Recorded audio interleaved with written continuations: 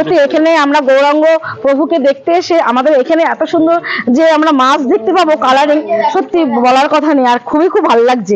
আমরা এই দেখো আমাদের যে এখানে আসার কথা ছিল, তো আমরা এসেই পড়েছি।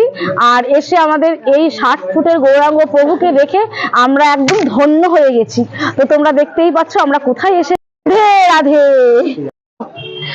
তো এখানে এসে আমাদের এক একজনের মন ভরে গেছে, খুব ভালো লাগছে। এবং 60 ফুটের মানে প্রভু মহাপ্রভুকে দেখে আমরা একদম ধন্য, তাই না বলো? রাধে রাধে, আমরা সবই তার ইচ্ছায়।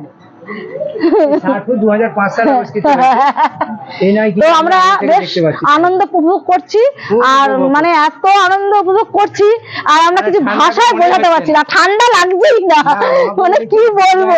তোমরা গাইজ একবার দেখতে থাকো, খালি গায়ে দাঁড়িয়ে আছে। তো পাশে দেখো রাসলীলা দেখো, তো দেখেছো, দেখো আমরা এই সব জায়গায় আছি। মহাপ্রভু সবাই রাধাকে নিয়ে রাসলীলা করছে। হরে রাম হরে রাম, রাম রাম হরে হরে, রাধে রাধে। চলুন আমরা একটু ব্যাক সাইড দিয়ে দেখাবার চেষ্টা করছি।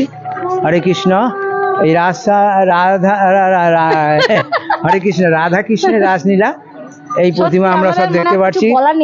হ্যাঁ, এত সুন্দর আমরা পরিবেশ উপভোগ করছি। রাধা কৃষ্ণের লীলা দেখে আমরা সত্যি সত্যি খুব আনন্দিত আমরা। এসব আমাদের আশাটা সার্থক হয়েছে। রাস পূর্ণিমার পরে অনেকটাই সাজন গুঞ্জন আরো খুব বেড়েছে।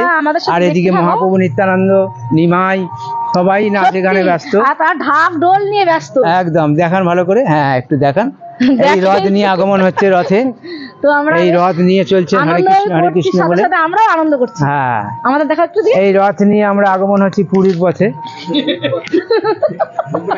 এখন আমরা নবদ্বীপ মায়াপুর ছেড়ে আমরা পুরীর পথে যাচ্ছি। হরে কৃষ্ণ, রাধে রাধে। মাঝখানটা